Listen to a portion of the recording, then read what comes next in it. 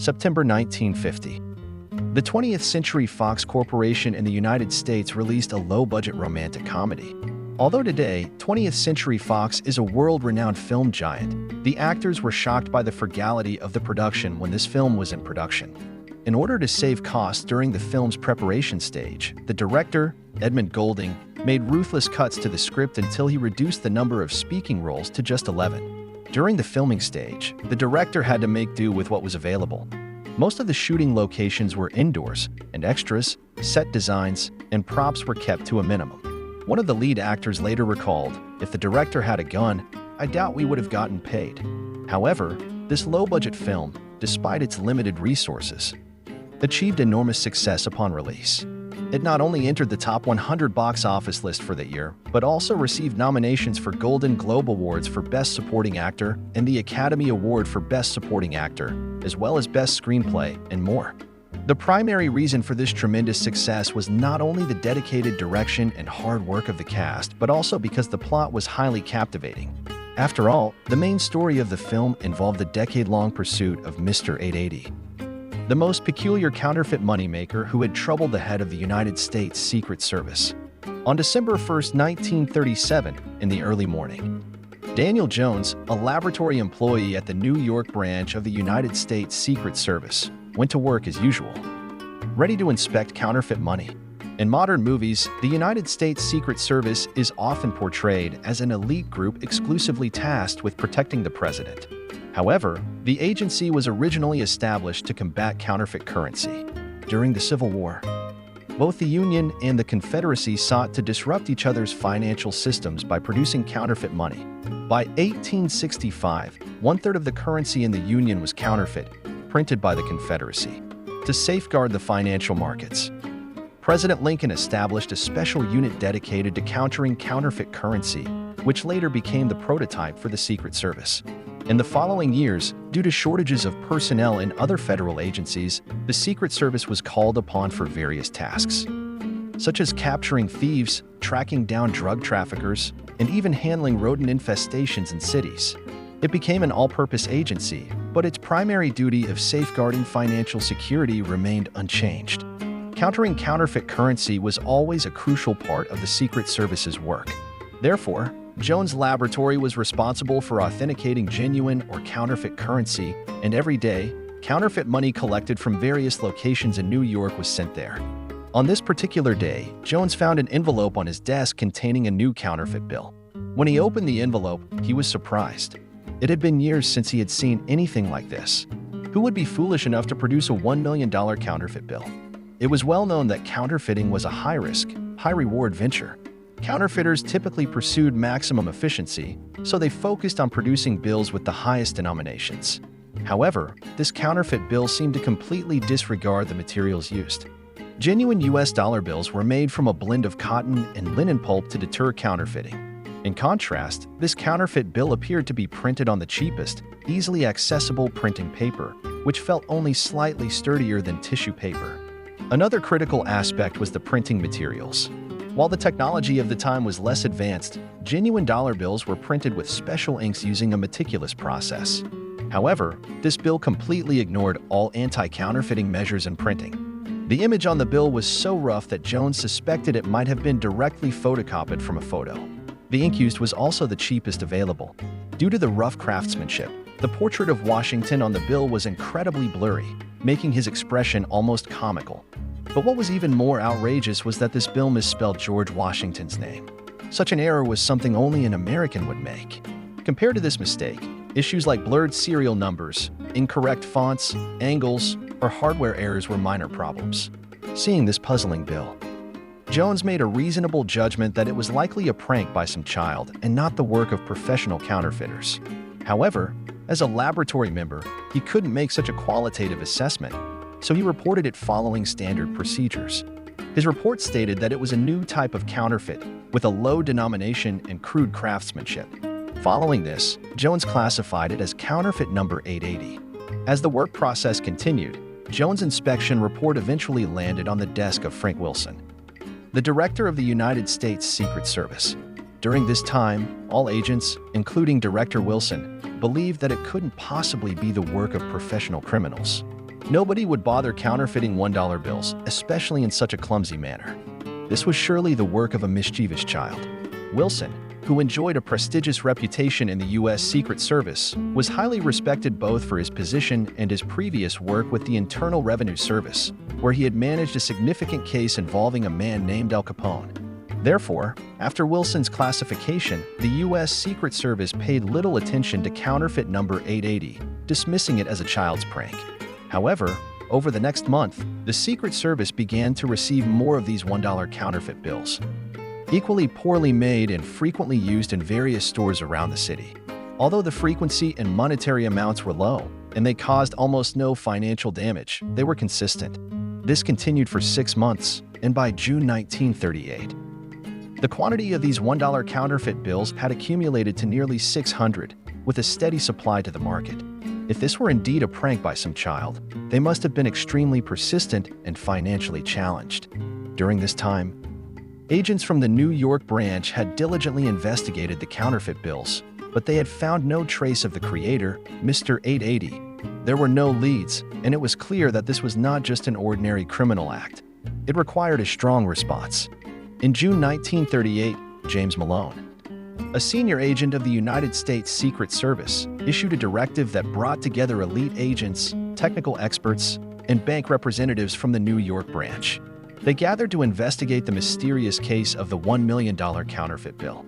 As accomplished individuals who had earned the admiration of J. Edgar Hoover, Malone's expertise in the field was unquestionable. During the meeting, Malone posed a soul-searching question. What is the purpose of this Mr. 880 in counterfeiting currency? Typically, counterfeiting was motivated by financial gain, making it a matter of insulting one's intelligence. However, in the case of Mr. 880, the group began to seriously contemplate this question because given his pace of producing $500,000 over 6 months, even if he were to be invaded by extraterrestrial beings, he wouldn't amass significant wealth. It became apparent that Mr. 880's motives were not driven by financial gain. If this had been anyone else, it would have been an insultingly simple question. Counterfeiting money was, of course, for profit. But in the case of Mr. 880, the group found themselves grappling with a different, perplexing set of motivations. The fact that 880 had been producing counterfeit bills with such low craftsmanship had lowered the entire industry standards. Putting these bills into circulation amounted to nothing more than child's play. So, what could be Mr. 880's motivation? The group was stumped, unable to fathom what could be going on in his mind. However, during the discussion, one person put forward a chilling idea. Could he be targeting us? As the department responsible for monetary crimes in the United States, it was common knowledge that any counterfeit currency appearing on the market would be tracked by the Secret Service. This inconspicuous small-denomination counterfeit was undoubtedly diverting a significant amount of Secret Service personnel. Could it be that a counterfeiting ring was deliberately using these counterfeit bills to disrupt their work and provide cover for their production of high-quality counterfeit bills? Upon hearing this theory, Malone snapped his fingers. "It's very possible," he exclaimed. "These $1 million counterfeit bills are just a smokescreen. They're using this tactic to distract us while they produce their high-quality counterfeit bills behind the scenes." With a clear direction in mind, Malone immediately adjusted his tactics. He organized a team to gather all the counterfeit currency records in New York and began searching for counterfeit bills that appeared around the same time as Mr. 880's bills. Soon, Malone noticed a series of counterfeit currency cases that involved high-quality craftsmanship and featured large denominations. It was highly likely that these were the operations Mr. 880 sought to protect. To gather leads, Malone went all out. He activated his informants within the criminal underworld, putting out the word that he was looking to purchase high-quality counterfeit bills. After 2 months of convincing, an Italian man finally approached him with a sample. "Hey, buddy, you looking to buy some fake bills?" he asked.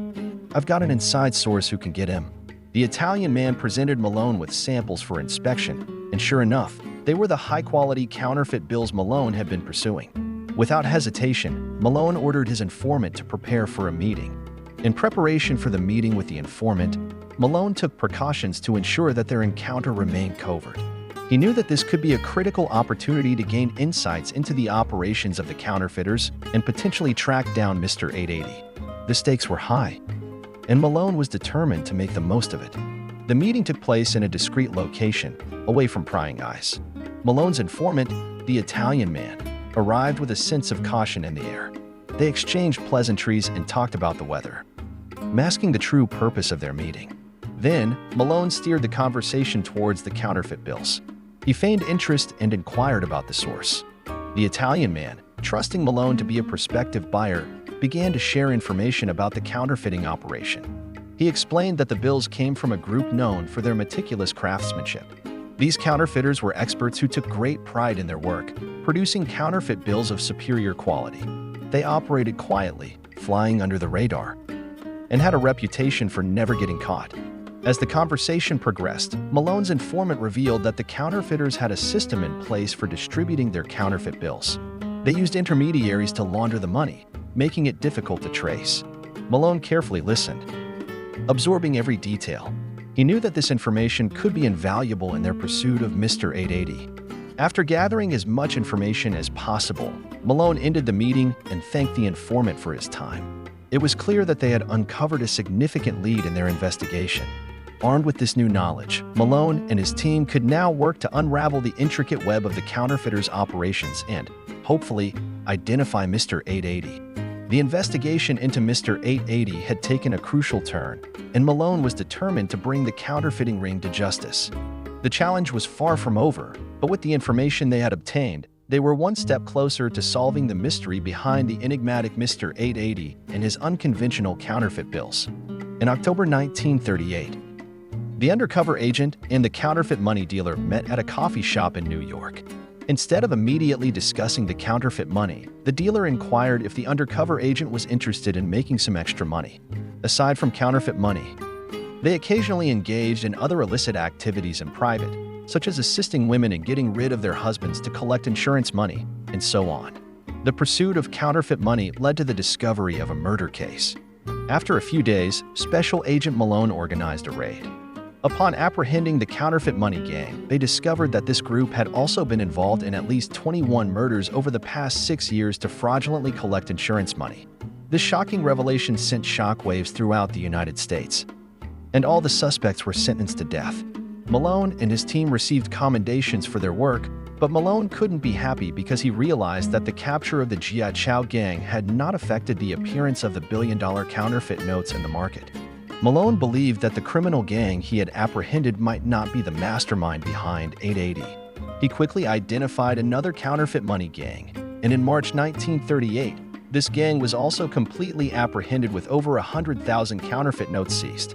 However, the appearance of the $1 counterfeit notes attributed to 880 remained steady. Malone continued to pursue leads, apprehending another unlucky individual. Yet, it had no effect on 880. By the time 1940 arrived, Malone was on the verge of collapsing. Despite capturing numerous counterfeit money gangs in New York, he couldn't find any trace of 880. This genius eluded capture despite a massive citywide manhunt, leaving Malone baffled. The situation finally reached the attention of high-ranking officials in 1942. Director Wilson heavily criticized Malone, questioning how a single counterfeit money dealer could be so elusive in New York for over 2 years, and how Malone's efficiency compared to ordinary policemen. Wilson even suggested that 880 might be a foreign spy. This accusation weighed heavily on Malone's mind. He began to wonder if 880 wasn't primarily involved in counterfeiting, but used it as a cover for other crimes. Perhaps his main objective was to confuse the Secret Service. Malone even considered the possibility of an assassination attempt on the president or some other sinister plot. Although these thoughts initially shocked Malone, he eventually realized he might be overthinking the situation. The president was in Washington, D.C., so it didn't make sense for someone to disrupt New York as part of an assassination plot. Yet, 880 could still be involved in other conspiracies, like terror attacks. Malone expanded his focus and soon began looking into the man with the glorious bomber that had been previously mentioned. While Metesky only placed his first bomb in 1940 and declared a ceasefire during World War II, the distribution of counterfeit $1 bills by 880 remained consistent. Frustration mounted, and Malone resorted to desperate measures, breaking up counterfeit gangs related to the Dutch, car theft and mail fraud, and the arson and robbery gang of the 102nd Street, among others. The crackdown on the New York underworld was relentless, and Malone's reputation soared in the criminal world. Despite these efforts, 880 remained elusive. In 1947, in November, a significant development occurred. After years of pursuit, Director Wilson, who had an illustrious career, retired. The most significant regret of his career had been the elusiveness of 880. Malone succeeded him as the director of the Secret Service, but by this time, he was close to suffering from depression. Over a decade had passed since the pursuit of 880 began. His dedicated team had risen through the ranks, yet the true culprit remained at large. Now Malone had left New York as well, and it seemed that this case would forever remain unsolved. The retirement of Wilson and Malone's departure from New York left them both with a sense of desolation. Then, unexpectedly, the story took a different turn a little over a month after Director Wilson's retirement, and the case was finally solved. On December 11, 1947, a few children were playing on the streets of the Upper West Side in New York. While playing, they stumbled upon a pile of debris and found a metal plate and 30 peculiar-looking banknotes. A week later, one of the boys' fathers discovered the counterfeit bills in his son's possession and promptly turned them over to the police.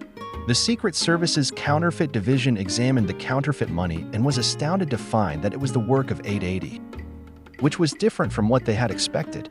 In the past decade, 880 had only circulated one counterfeit bill at a time, but now several counterfeit bills appeared simultaneously. This suggested that the counterfeiting operation of 880 might be located nearby. Special agents quickly located a boy named John Cannon, who had been involved in finding the counterfeit money. With the guidance of an elderly resident in the neighborhood, they discovered that the debris had come from an apartment building that had recently experienced a fire. Several agents discreetly monitored the apartment building, laying low and keeping watch. On January 14, 1948, in the afternoon, when they saw someone enter the apartment, the agents swiftly moved in, announcing, "880, you are under arrest." However, when they finally had the arrested 880 turn around, they were astonished by the stark contrast between the person and the image they had envisioned. In June 1890, a 14-year-old Emil Jürgen Utzner boarded a ship bound for New York. Born into a working-class family in the Austro-Hungarian Empire, Utzner's departure for America was a matter of necessity. In his homeland, he had learned the craft of metal gilding under a master artisan. However, with the employment situation in the empire growing increasingly dire, Utzner had no choice but to seek opportunities in America. In New York, Utzner quickly settled in, relying on his skills in gilding to make a living. Over the years, he tried his hand at inventing to supplement his income. He designed a novel camera and created an unusual type of shutter. Unfortunately, these inventions were too complicated for manufacturers, leading to repeated failures. By the age of 26, Utzner had conceded to fate. In 1902, he married a working-class woman, and they started a family. He had 2 children and worked as a night janitor while still maintaining his skills as a metalworker. This arrangement allowed him and his children to live rent-free in the basement of an apartment building. For 20 years, Utzner led an uneventful life, with his only hope being a better life for his children. He watched his children grow up, marry, and start their own families while he grew older. When his wife passed away in 1918 during the Spanish flu pandemic, Utzner was left to raise their children on his own. In the America of that time, supporting 2 children on a working-class income was extremely challenging.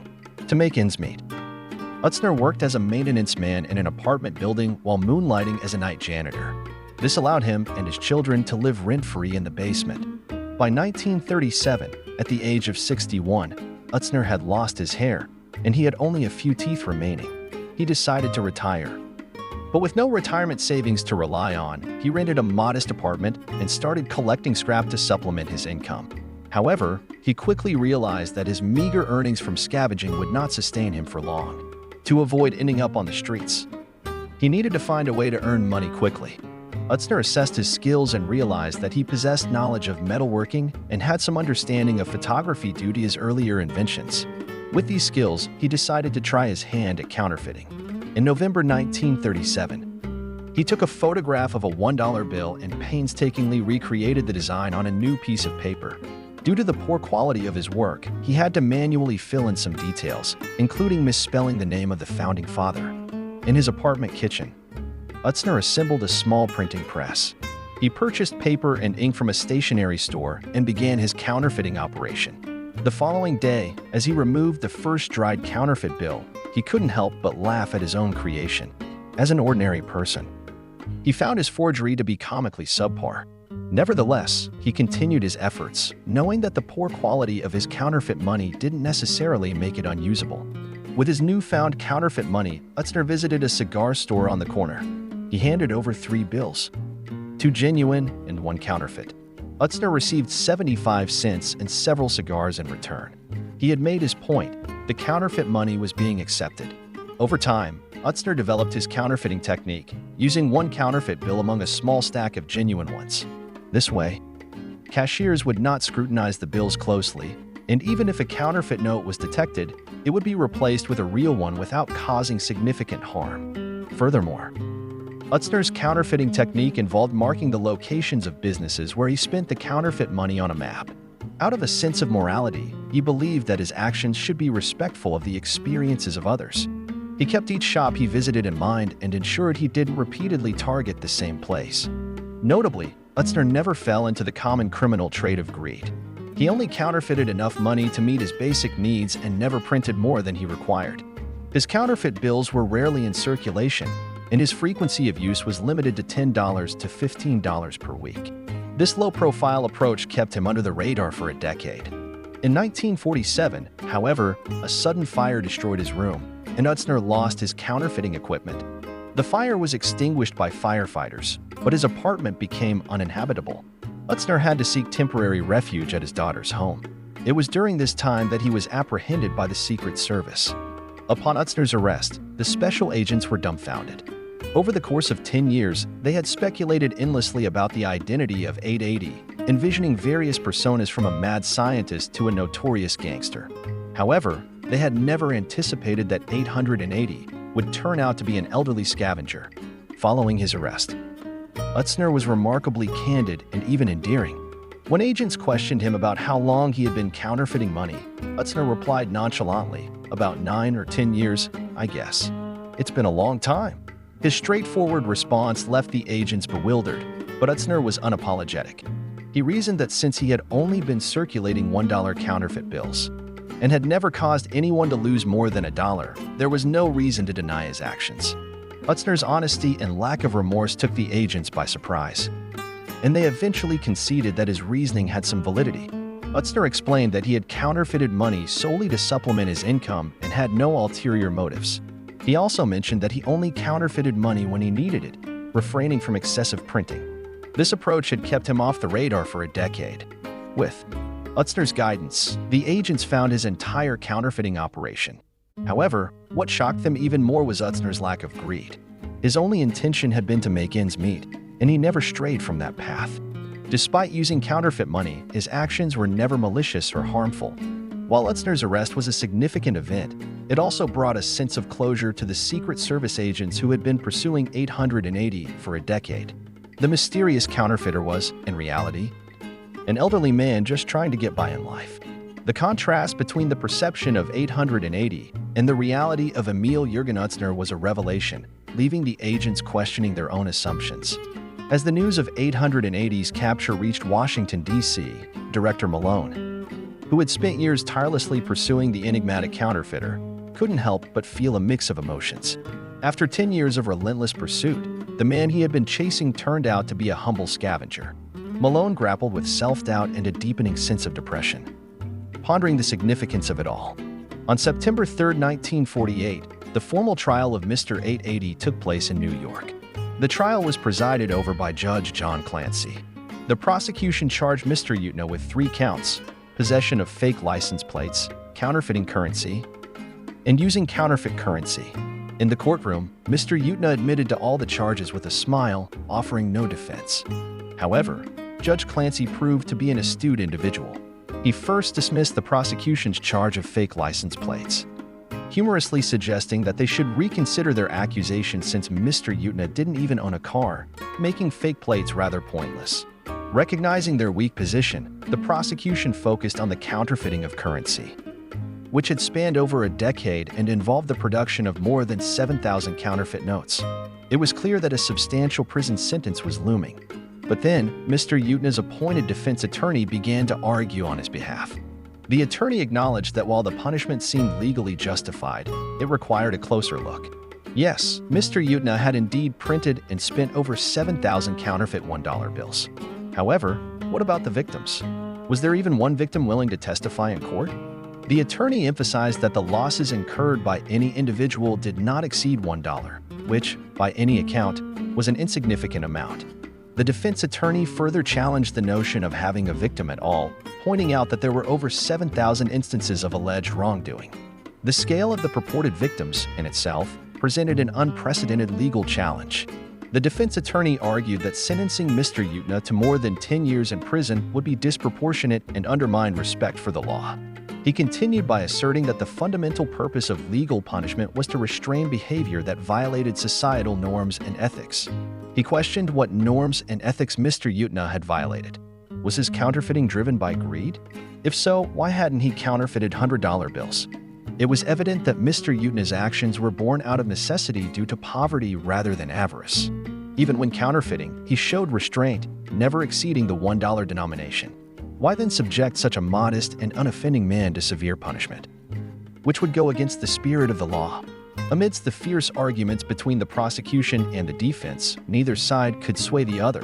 However, Judge John Clancy seemed inclined to show leniency toward the elderly Mr. Utna. Consequently, he delivered his verdict. While acknowledging that printing and using counterfeit currency were indeed crimes, he took into consideration Mr. Utna's age of 73, his clean criminal record, his limited use of counterfeit money, and the fact that he had not caused significant harm to anyone apart from the Secret Service. Therefore, Judge Clancy sentenced him to 8 months of imprisonment. Upon hearing the relatively lenient sentence, a sense of relief spread through the courtroom. The defense attorney cheekily suggested that perhaps a sentence of over 1 year could be imposed, allowing Mr. Utna to apply for parole sooner. Judge Clancy, in a playful manner, immediately agreed and revised the sentence to 1 year and 1 day of incarceration. Additionally, he imposed a fine for the economic crimes, ordering Mr. Utna to pay $1 real, emphasizing that it had to be genuine currency. In this lighthearted atmosphere, the case of Mr. 880, one of the most protracted and high-profile investigations in the history of the United States Secret Service, came to a close. However, the story of Mr. Utna did not end there. During the trial, a reporter named St. Clair from New York's Herald Tribune was in the audience. As a journalist, St. Clair decided to feature Mr. Utna in his column. St. Clair's coverage of the 880 case, titled The Crime Years of Old 880, created a sensation at the time and provided inspiration for the 20th Century Fox film titled Mr. 880. As a result of the movie's success, Mr. Utna received more genuine money than he could have ever counterfeited in a lifetime. When swarmed by reporters who inquired if he would return to his old profession, Mr. Utna chuckled and assured them that he had retired for good. After leading an ordinary life to the extreme, Mr. Amrine Utna passed away in 1955 on Long Island, New York, at the age of 79. The film Mr. 880 might have been fate's way of showing him the greatest kindness, allowing his extraordinarily unremarkable life to be etched into history in a peculiar and unexpected manner.